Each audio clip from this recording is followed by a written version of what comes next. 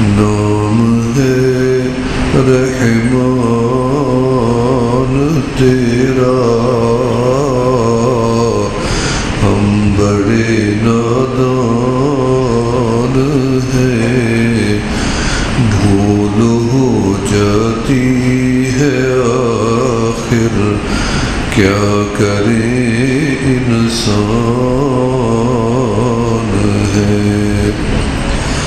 خار ہیں بدکار ہیں ڈوبے ہوئے ذلت میں ہیں، جو کچھ بھی ہے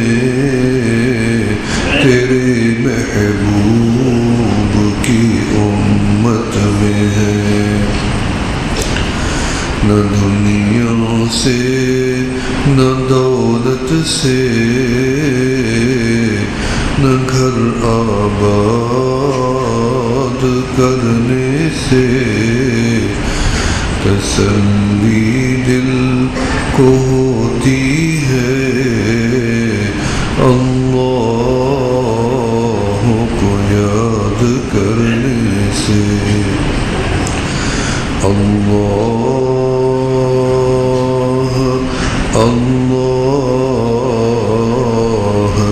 کتنا پیارا نام ہے،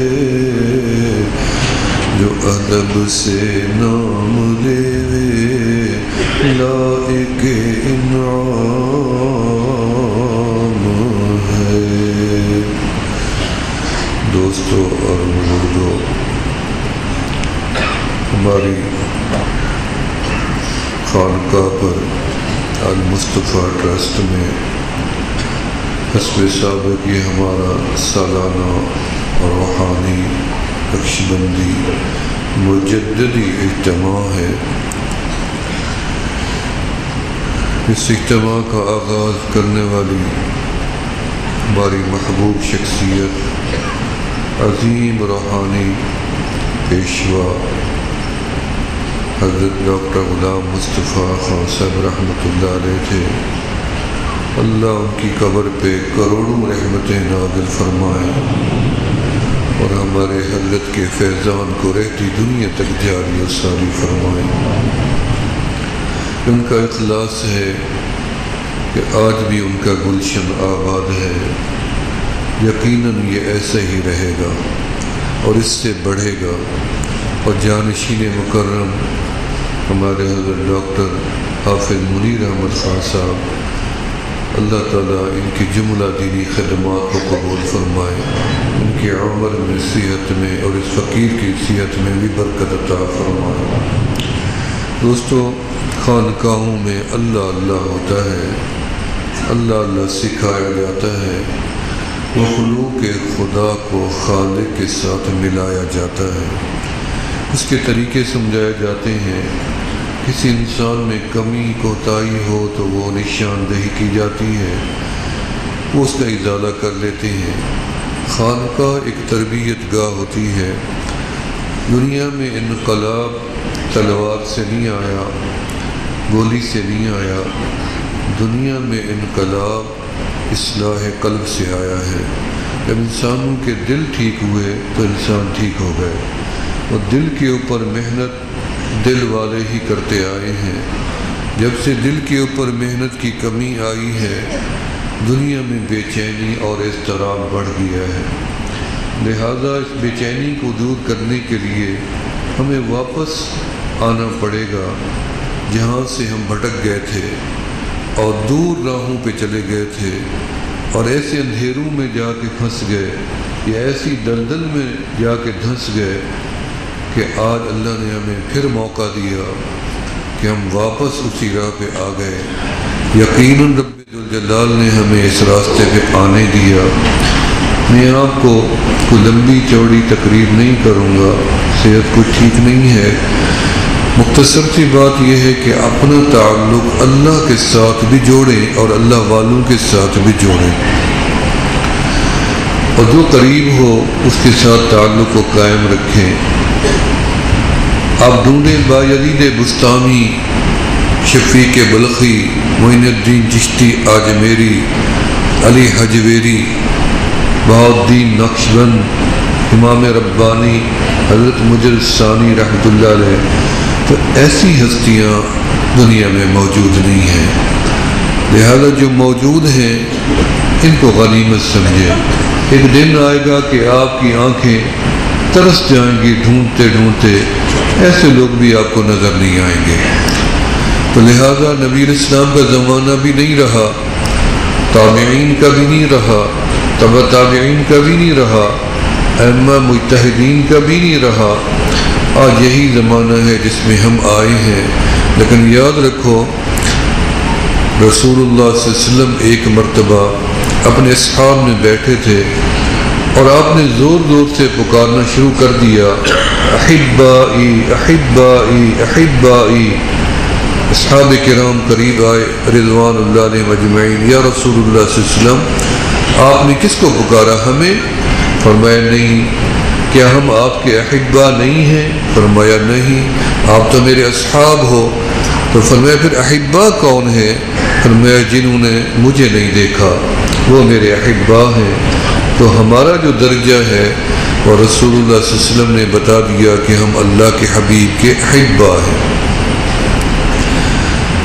اللہ کے بھی محبوب ہیں، اور امت اللہ کے حبیب کی محبوب ہے، اور ہمارے محبوب اللہ کے نبی ہیں۔ لہذا ایک ذکر ہے اللہ کا اور ایک ذکر ہے اللہ کے حبیب کا۔ جب دونوں کریں گے تو تکمیل ایمان بھی ہوگا اور ترقی درجات بھی ہوگی۔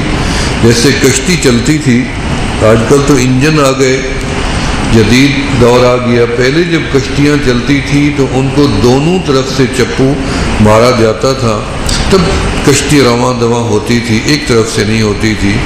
تو اس کشتی کو، ایمانی روحانی کشتی کو چلانے کے لیے دو ہی چپو ہیں، ایک تو اللہ کا ذکر ہے اور ایک اللہ کے حبیب کا ذکر ہے۔ اس کے علاوہ تکمیل نہیں ہو سکتی۔ ساری زندگی آپ بولیں لا الہ الا اللہ لا الہ الا اللہ، اور اگلا جملہ نہ کہیں محمد رسول اللہ، تو تکمیل نہیں ہوتی۔ لا الہ الا اللہ تو صرف دعویٰ ہے اللہ کا، یہ دعویٰ رب نے پہلے کیا، رب نے دنیا بنائی بعد میں، دعویٰ پہلے کر دیا، اور اس دعوے کا اعلان بھی ہوا اور دعویٰ تحریر بھی ہوا۔ جب آپ نے عرش کو بنایا، قلم کو پیدا کیا، قلم کو علم دیا، اور پھر قلم کو حکم دیا کہ میرے دعوے کو تحریر کرو۔ وہ دعویٰ کیا تھا؟ فرمایا لکھو انی انا اللہ، میں اللہ ہوں، اور آگے لکھو لا الہ الا ہو انا، کوئی الہ نہیں مگر میں ہی، یہ دعویٰ ہے۔ اب دعویٰ جب ہوتا ہے تو اس کی دلیل بھی چاہیے، ثابت کرنے کے لیے گواہی بھی چاہیے، حالانکہ رب کو دلیل اور گواہی کی ضرورت نہیں تھی، لیکن فرمایا پھر بھی میں اپنی شہادت لے کے آتا ہوں۔ تو رب ذوالجلال نے فرمایا میرے دعوے کے آگے میرا گواہ بھی لکھو، اور میرا گواہ کون ہے؟ فرمایا محمد الرسول اللہ، میری الوہیت کا گواہ، میری ربوبیت کا گواہ، میری وحدانیت کا گواہ میرا محبوب ہے۔ لہذا کائنات کی کوئی چیز رب نے ایسی نہیں بنائی جو اللہ اللہ تو کرے لیکن اللہ کے محبوب سے محبت نہ کرے۔ ہر چیز اللہ اللہ بھی کرتی ہے اور اللہ کے محبوب سے محبت بھی کرتی ہے۔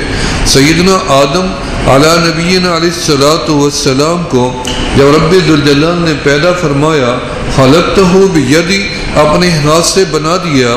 آدم کا چہرہ نقش و نگاری اپنے ہاتھ سے فرمائی، ناک جہاں لگانا مناسب تھا وہاں لگایا، آنکھ جہاں اور جتنی مناسب تھی اتنی لگائی، ابرو بنائے، پلکیں بنائے، ہونٹ بنائے، جبڑے، چہرہ، نقش و نگار سارے انسان کے رب ذوالجلال نے اپنے ہاتھ سے فرمائے، اور اس میں روح ڈالی۔